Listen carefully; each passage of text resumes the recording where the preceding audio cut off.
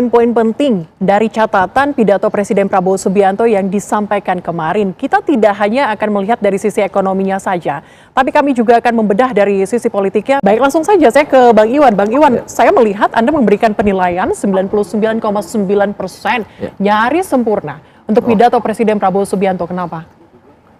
Ya, saya memberi nilai 99,9 itu berkaitan dengan pidato kemarin. Ya. Kita melihat bahwa pidato itu bukan hanya retorika saja, tetapi banyak disampaikan oleh Presiden Prabowo Subianto terkait dengan angka-angka yang bisa kita ukur, dan itu terbukti dengan ada outcome-nya, ini kan, ada hasilnya di lapangan. Ya. Sehingga kita melihat juga bahwa yang disampaikan Presiden Prabowo itu terkait dengan banyaknya perubahan-perubahan yang terjadi, walaupun memang di benak publik itu yang terlihat sebelum ini adalah banyaknya pengungkapan penegakan hukum, misalnya di berbagai lembaga negara, di BGN misalnya, kemudian di Kementerian Imigrasi dan sebagainya. Tetapi kalau kita melihat pidato Pak Presiden kemarin, banyak mengungkapkan misalnya terkait dengan restrukturisasi di BUMN. Nah, itu tercermin positif menurut Anda? Tercermin positif, apalagi banyak efisiensi-efisiensi yang dihasilkan dari situ. Nah, ini menegaskan secara politik bahwa apa yang dipidatokan setahun sebelumnya, itu kan, kalau kita highlight pidato sebelumnya, Pak Presiden itu mengungkapkan ada serakah nomik di sana. Nah, hari ini kita melihat sejak pidato 2025 itu sampai sekarang kita melihat Presiden mengungkapkan beberapa angka yang kemudian itu adalah hasil dari kinerja yang kemudian dari penegakan hukum, kemudian efisiensi-efisiensi itu tercermin dari pidato kemarin, sehingga saya memberi penilaian seperti itu, walaupun memang ada beberapa kata yang menurut saya harusnya dapat ditoleransi, tetapi itu digoreng di publik gitu kan. Mungkin nanti kita bahas. Tetapi yang menjadi konsen saya adalah bahwa tercermin secara politik pidato kemarin itu Pak Prabowo ingin menegaskan bahwa pemerintahannya fokus pada konsolidasi politik pemerintahannya, kemudian kemandirian, efisiensi, dan kesejahteraan rakyat di ujungnya. Artinya muncul optimisme dari pemerintahan Presiden Prabowo Subianto setelah 21 bulan menurut Anda? Iya, setelah 21 bulan ini kita bisa menangkap dan memaknai sebenarnya bahwa ada optimisme secara substansial yang harusnya bisa ditangkap oleh publik dari situ. Banyak perubahan-perubahan dari restrukturisasi lembaga negara, efisiensi, program-program yang langsung menyentuh masyarakat, misalnya MBG, Koperasi Merah Putih, dan itu kan secara paradigmatik ini memang ada semacam culture shock dari kebijakan-kebijakan sebelumnya itu memberikan hal yang baru, sehingga ada juga yang masih belum bisa memahami, ada juga yang masih belum menerima, tetapi ke depan akan dibuktikan dengan capaian-capaian, walaupun sudah disebutkan angka-angka, tetapi nanti tetap akan ditagih oleh publik ke depan. Ini akan ditagih oleh publik ya? Karena masih banyak yang harus ditagih oleh publik. Nah, misalnya soal MBG yang hari ini masih dilakukan perbaikan-perbaikan, termasuk tata kelolanya, kemudian penyaluran di lapangan dan sebagainya. Kemudian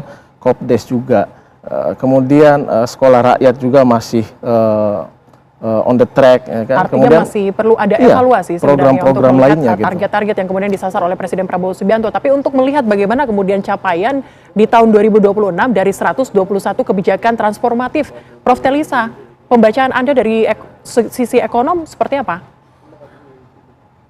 Iya, tentu pertama mengapresiasi ya, karena kalau kita lihat dampak ke pasar itu IHSG langsung hijau ya, rupiah juga relatif menguat, jadi respon pasar nampaknya relatif cukup baik ya terhadap pidato beliau gitu, karena saya melihat bahwa ada sedikit perubahan dalam penyampaiannya, dalam arti bahwa beliau menyampaikan kesuksesan dan optimisme, namun juga tetap menyampaikan ada beberapa PR yang harus dikerjakan ya. Seperti kemarin misalkan puskesmas itu banyak yang belum direnovasi sehingga harus direnovasi. Jadi terus kemudian perbaikan-perbaikan ke depannya. Jadi mengakui bahwa memang masih ada kekurangan pada program-program tertentu, tetapi ayo kita bersama-sama perbaiki seperti itu. Jadi di situ ada semacam pengakuan lapangan ya, walaupun di atas kertas tentu semua sangat baik ya.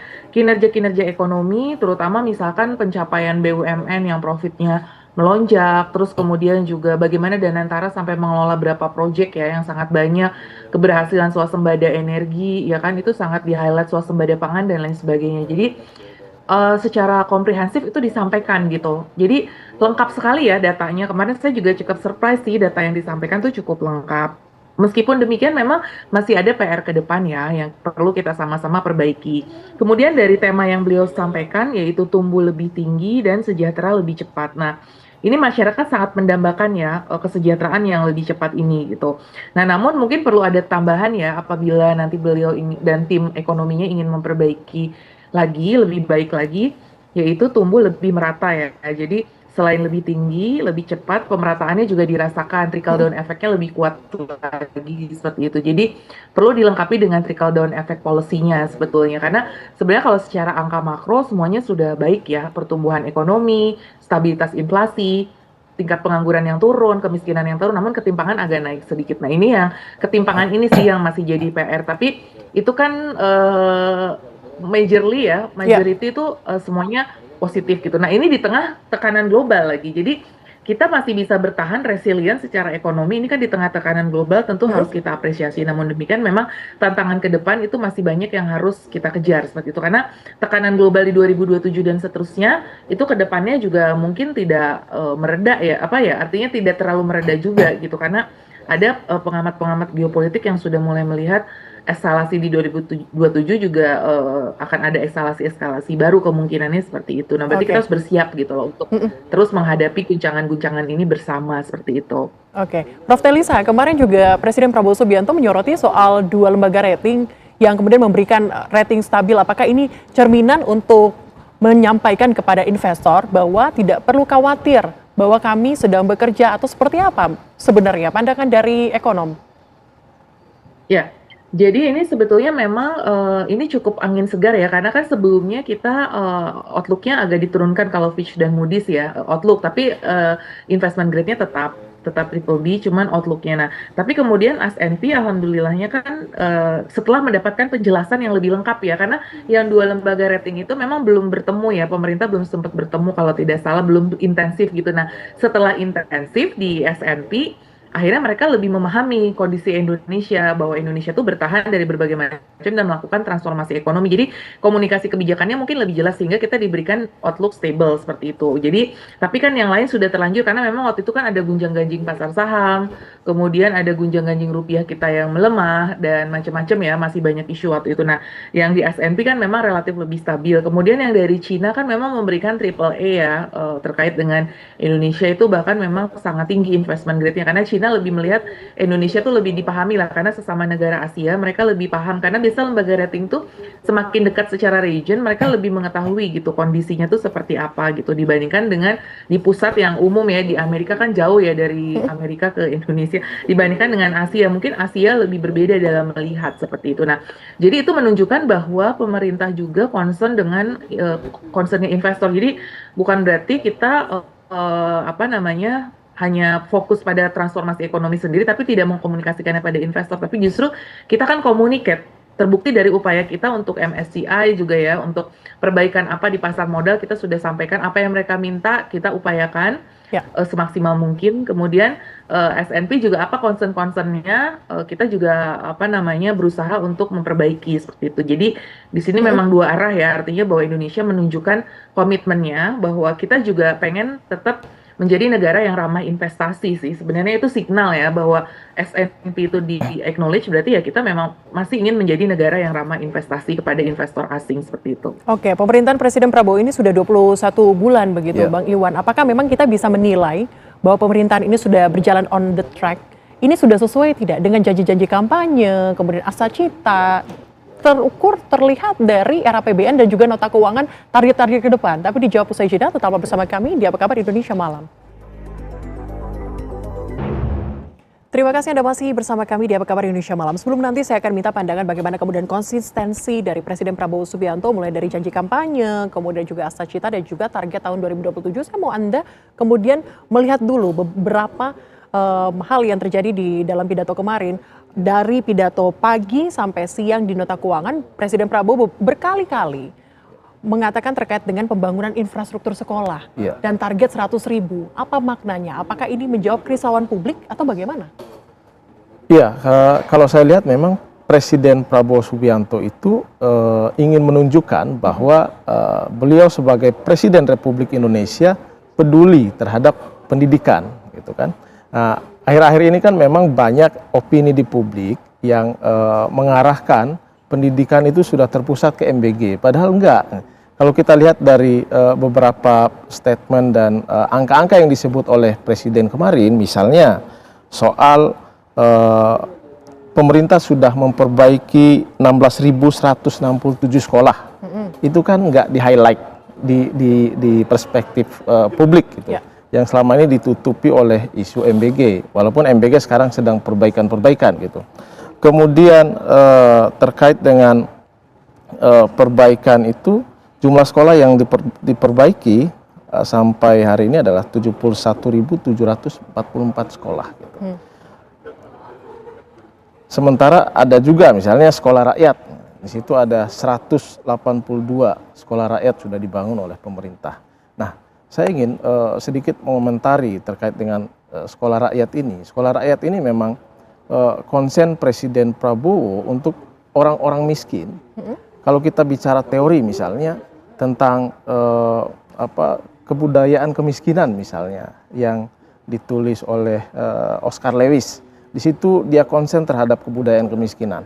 Menurut dia cara untuk merubah kebudayaan kemiskinan itu, misalnya dari orang tua ke anaknya, dia harus diputus mata rantainya, dia harus dipisahkan dari orang tuanya. Nah, konsep ini saya kira tercermin dalam kebijakan ini gitu. Misalnya sekolah rakyat itu anak sekolahnya dia diinapkan di sekolah rakyat gitu. Di boarding school kan di sana. Semua difasilitasi, dari makannya, dari bajunya, dari fasilitas lainnya semua difasilitasi oleh pemerintah. Nah, yang terpenting poinnya di sini adalah bagaimana dia tidak lagi terkontaminasi dengan budaya-budaya yang lama, misalnya dari anak pemulung. Artinya merubah mindset anak. Merubah mindset, gitu. Melepaskan dari budaya-budaya lama yang misalnya dari pemulung, dia sekarang dipaparkan dengan pelajaran-pelajaran, kemudian motivasi-motivasi di sekolah itu. Sehingga dari potong generasi itu, sekolah rakyat ini menurut saya bisa efektif ke depan untuk memotong mata rantai kemiskinan itu. Seperti itu. Prof. Telisa, Anda melihat dari sisi pendidikan, ada sekolah rakyat, tadi sudah disinggung oleh Bang Iwan, begitu pula dengan pembangunan infrastruktur pendidikan, seberapa yakin kemudian ini bisa tercermin dalam tahun 2027, termasuk ada target pembangunan 100.000 infrastruktur sekolah? Kalau saya secara ekonomi tentu artinya gini, pendidikan itu pasti sangat penting untuk mendorong jadi pondasi dari inovasi ya. Biasanya pendidikan itu nanti ke lapangan kerja, kemudian ke inovasi dan ke kesejahteraan ujungnya. Ada target-target pembangunan manusia juga yang diharapkan semakin baik gitu. Karena itu juga salah satu syarat kunci kalau kita mau keluar dari middle income trap, itu adalah pendidikan kita harus membaik ya. Jadi itu memang benar-benar penting ya. Dan selain dari infrastruktur sekolahnya, jangan lupa juga tentu adalah guru-gurunya ya, terus kemudian juga kurikulumnya ya, jadi semua ya integrated gitu. Pendidikan menurut saya tidak hanya itu penting, tentu bagian penting infrastruktur ya, tetapi juga sangat penting itu adalah softwarenya gitu. Jadi tidak hanya hardware, tapi juga software untuk bagaimana kita meningkatkan kualitas pendidikan itu. Jadi kuantitas, kemudian kualitas, karena pendidikan sangat penting. Nah, kemudian juga dukungan dari APBN-nya sendiri. Jadi kita berharap APBN kita 2027 itu bisa mengcover kebutuhan pendidikan tadi ya, untuk macam-macam, karena cukup banyak ya. Karena sesuai dengan amanah kan pendidikan itu minimal adalah 20% kan. Nah, kemudian 2027 ini juga transisi ya, bahwa pendidikan itu harus fokus untuk anggaran pendidikan seperti itu. Nah, oleh karena itu bagaimana support dari APBN sendiri untuk tetap konsisten kepada pendidikan itu juga sangat penting, karena ya itu tadi ya. Dan bagaimana pendidikan ini memang nanti bisa menghasilkan human capital untuk pembangunan kita tuh memang menjadi lebih sukses lagi. Kita butuh ahli-ahli digital, misalkan talenta digital. Jadi bukan hanya di level SD SMP, tapi kita juga di level SMA dan perguruan tinggi itu harus kita dorong juga gitu. Jadi tentu concern Pak Presiden itu luar biasa ya kepada sektor pendidikan, berharap juga termasuk kepada pendidikan tinggi dan pendidikan menengah, juga pendidikan kejuruan, karena kita tahu bahwa misalkan gini, pendidikan kejuruan itu tingkat penganggurannya masih tinggi. Nah, ini yang justru aneh kan. Padahal negara-negara maju seperti Jerman tuh sekolah vokasinya sangat kuat gitu. Nah, kita ingin ada dukungan juga kepada sekolah-sekolah vokasi. Makanya kemarin program magang nasional itu juga diperkuat. Kemarin peminatnya membludak sekali program magang nasional. Menurut saya ini juga program magang. Jadi software-software kegiatannya ini juga harus disiapkan selain dari si yang infrastrukturnya. Infrastruktur tentu penting ya. Termasuk misalkan kalau di vokasi tuh lab-labnya, lab komputer dan lain sebagainya itu harus cukup kuat. Lab otomotif, misalkan seperti apa, bengkel otomotif. Nah, itu masih kekurangan gitu. Karena untuk membangun skill itu harus ada lab-lab dan bengkel yang kuat. Nah, Baik. harapannya juga menyasar ke situ juga ya. Dan APBN kita nanti juga cukup sehat untuk mendukung program tersebut gitu. Oke, mungkin singkat saja, apakah dalam 21 bulan ini kita sudah bisa melihat kinerja ataupun kerja nyata Presiden Prabowo Subianto dan terukur dari sudut pandang ekonom? Iya, terukur sekali. Kalau ekonomi kan memang sangat kuantitatif ya. Ekonomi itu angka-angkanya ini. Cuma tadi pencapaiannya banyak sekali. Jadi kalau kita runut tadi ya, pencapaian angka-angka kinerja investasi, kinerja BUMN, pertumbuhan ekonomi, pertumbuhan pengeluaran pemerintah, pertumbuhan penerimaan pajak, pertumbuhan PNBP, swasembada energi, swasembada pangan, itu semuanya terukur ya. Semuanya pakai angka ya. Kalau ekonomi memang ukurannya ada, namun memang ini bagus sekali, sudah bagus. Kita harus meningkatkan lagi, terutama agar ini berkelanjutan, yaitu dari sisi distribusinya nanti ya, distribusinya agar tadi ketimpangannya semakin berkurang dan kemudian akses masyarakat kepada program-program prioritas. Kalau nggak salah program unggulan beliau tuh pengadaan barang jasa itu ingin terpusat supaya tidak lagi ada dana-dana yang dari APBN itu dikorupsi atau kemudian juga salah sasaran. Nah, itu penting menurut saya. Jadi anggaran-anggaran pemerintah itu bagaimana tepat sasaran. Nah, itu juga harus kita awasi banget itu, karena kita sangat butuh dari APBN kita, dan kuncinya UMKM kita bisa dapat benefitnya, trickle down effect bisa terjadi ke masyarakat yang paling bawah. Itu pengadaan barang jasa itu harus diperkuat. Jadi setuju banget dengan apa yang disampaikan Pak Presiden. Kita bantu kawal, dan dalam implementasinya memang harus dikawal gitu pengadaan barang ini supaya nanti tinggal fokus implementasinya nanti seperti apa begitu ya, Prof. Telisa. Baik, saya ke Bang Iwan terakhir. Bang Iwan, mungkin Anda membaca apakah ini memang sudah inline dengan janji kampanye Presiden Prabowo Subianto dan juga target ke depan di tahun 2027?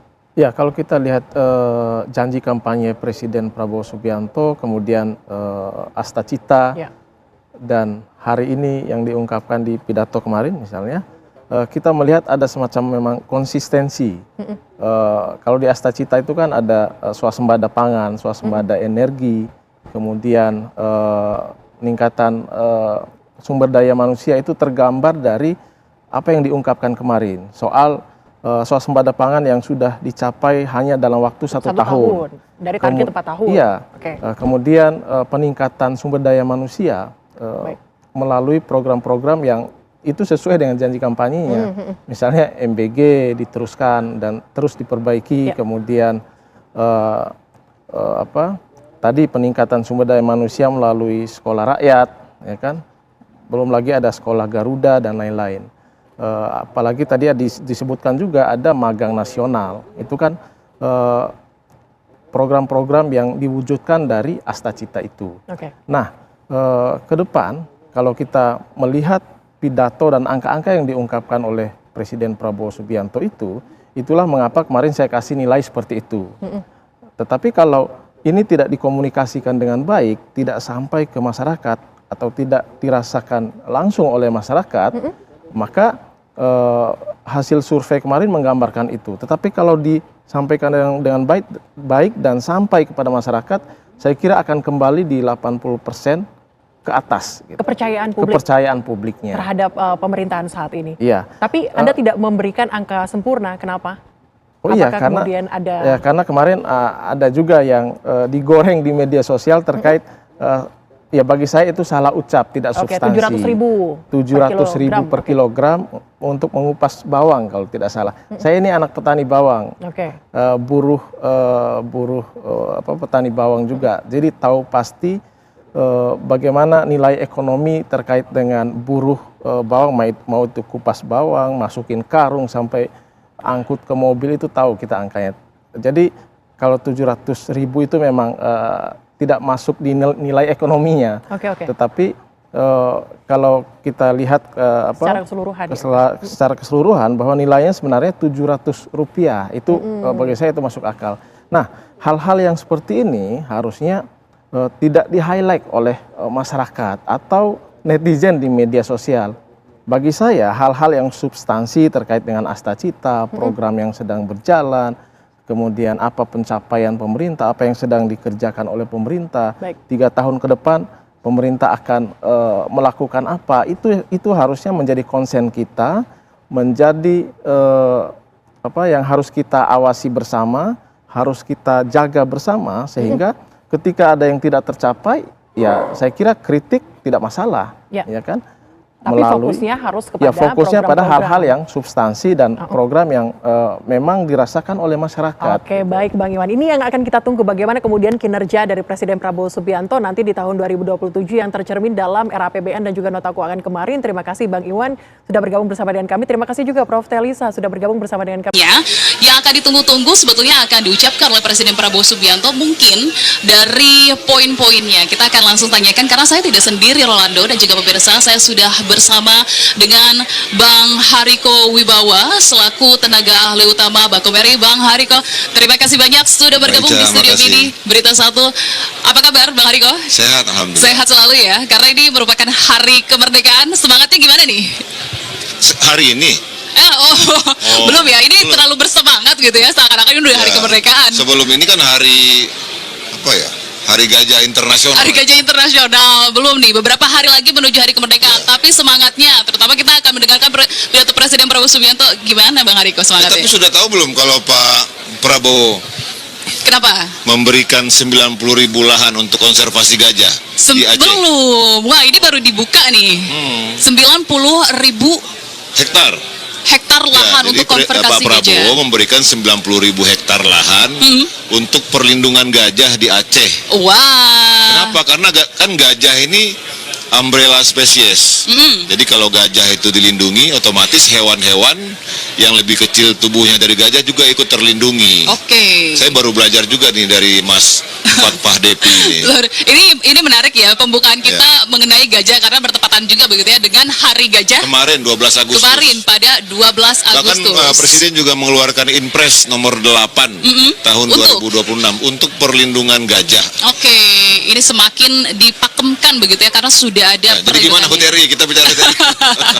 Kita kembali kepada hari ini. Kalau tadi kita berbicara tanggal 12, sekarang kita berbicara tanggal 14 akan ada pidato dari Presiden Prabowo Subianto, pidato kenegaraannya. Nah, yang ingin saya tanyakan, kalau dari tahun sebelumnya berkaca dari 2025, ini yang sangat ditekankan oleh Presiden Prabowo Subianto, tampaknya dari catatan saya ada MBG, kemudian Sekolah Rakyat Koperasi Merah Putih, kemudian pengentasan kemiskinan gitu ya.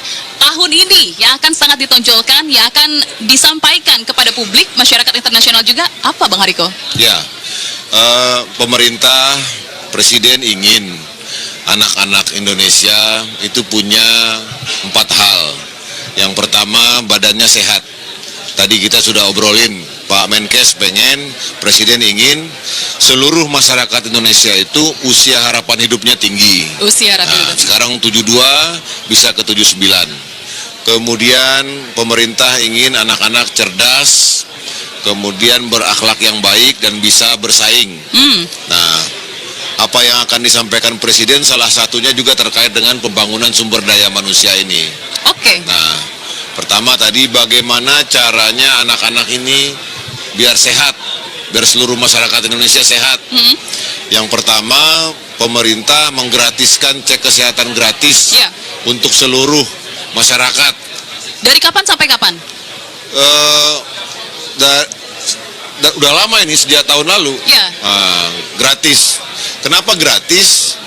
Karena kita ini banyak yang meninggal masyarakat ini karena tidak tahu dengan kondisinya. Makanya Mbak Ica mungkin kalau buka grup WA kan sering tuh innalillahi wa inna ilaihi rajiun. Karena yang meninggal itu kalau karena penyakit TBC dan kardiovaskular saja, itu setiap hari itu lebih kurang 2.000-an orang meninggal. Ya. Ya. Kalau setiap tahun itu hampir 780.000 orang meninggal. Oke. Itu karena jantung, kemudian juga TBC. Makanya ada program cek kesehatan gratis ini. Dan menariknya Mbak Ica, kalau kemarin itu justru dipelajari itu yang paling banyak ditemukan malah sakit gigi. Sakit gigi. Iya, sakit gigi ini memang dianggap, kadang-kadang orang menganggapnya sepele, tapi justru banyak penelitian yang menunjukkan ini yang menyebabkan anak-anak jarang masuk sekolah. Oke. Bahkan ada yang mau ujian gara-gara sakit gigi batal. Sehingga berdampak juga terhadap pendidikan mereka Ya. begitu. Nah, kemudian pemerintah juga untuk pertama kalinya menerapkan kebijakan nutrisi level. Nutrisi level itu kalau misalnya ini makanan dan minuman cepat saji, nanti ada kodenya A, B, C, D.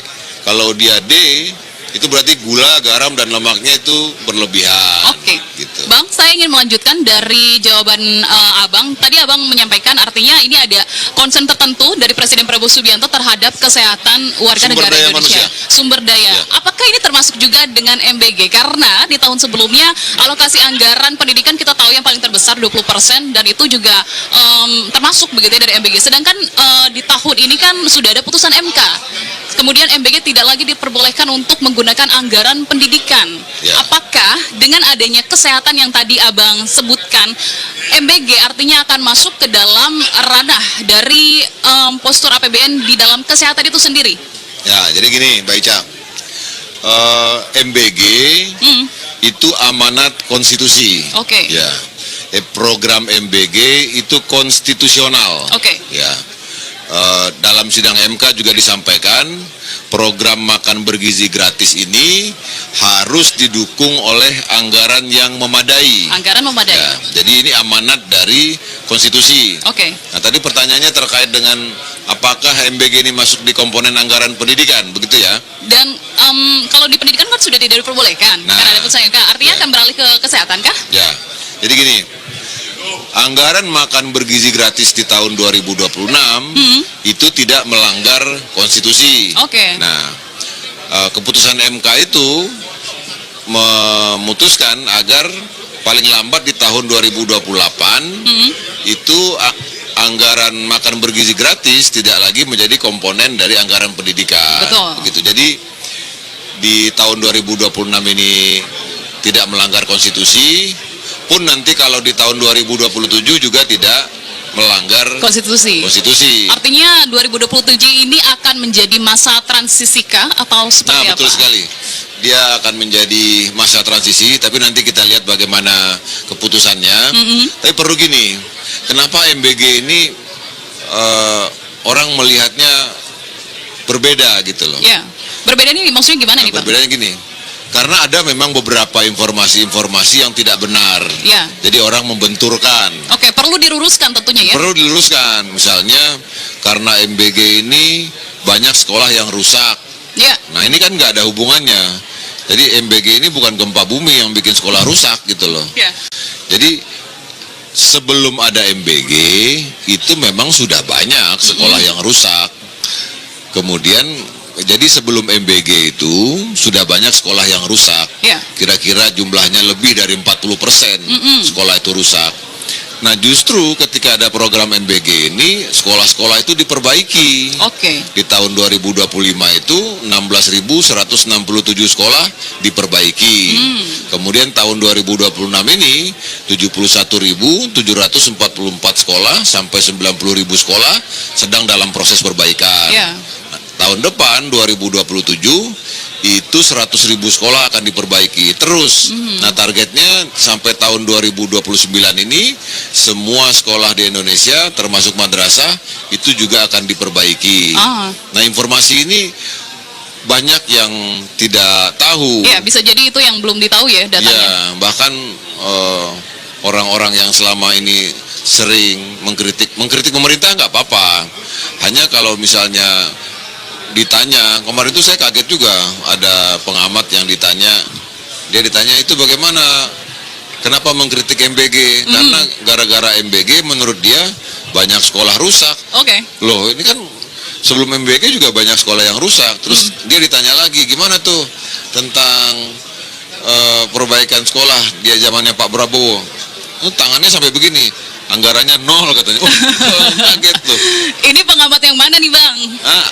Ada dia cukup terkenal lah.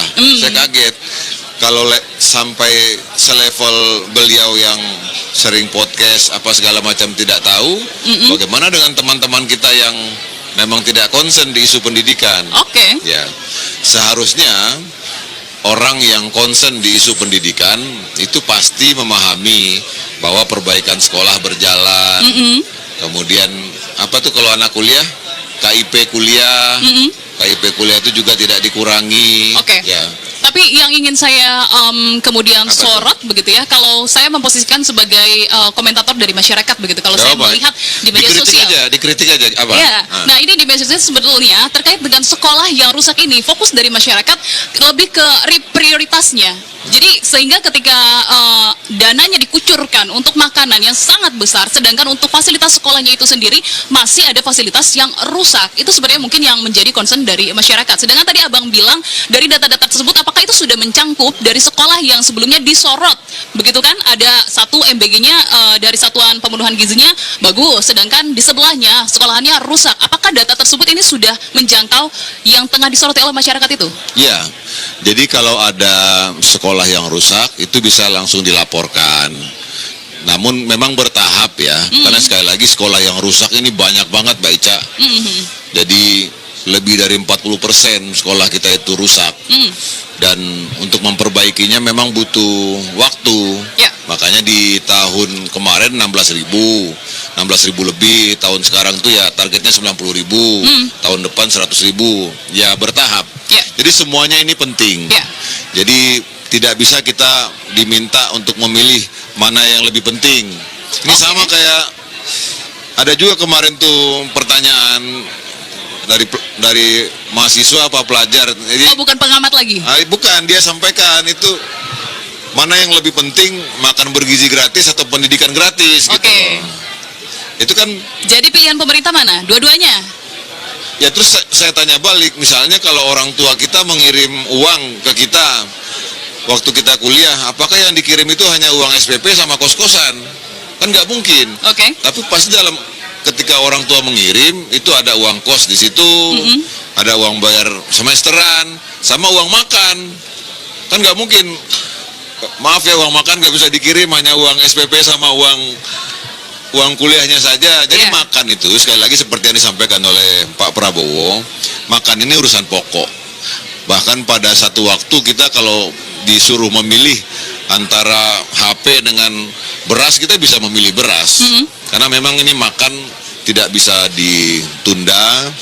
Ini urusan yang sangat penting. Jadi semuanya diperhatikan. Nah, tidak ada yang tidak diperhatikan. Misalnya kayak sekarang nih, ini kan sudah 43.000 lebih anak-anak yang mengalami kemiskinan ekstrim, yang biasanya di jalanan, sekarang sudah masuk di sekolah rakyat.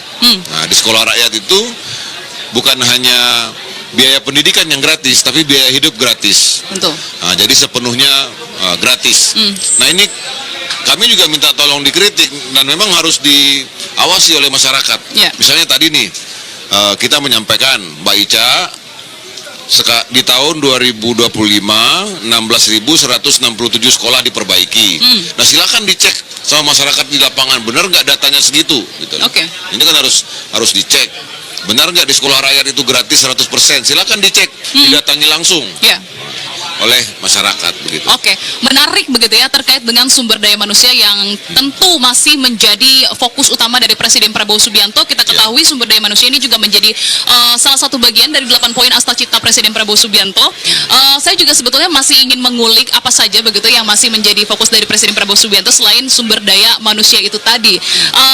Namun tampaknya waktu kita terbatas, Bang Hariko, nanti kita akan lanjutkan lagi. Sebetulnya saya juga masih ada pertanyaan begitu ya terkait dengan MBG itu nanti alokasi dananya, anggarannya akan menggunakan anggaran yang mana? Kalau seandainya masih ada pengurangan, artinya apakah akan ada efisiensi juga kah dari anggaran kementerian yang lain? Tapi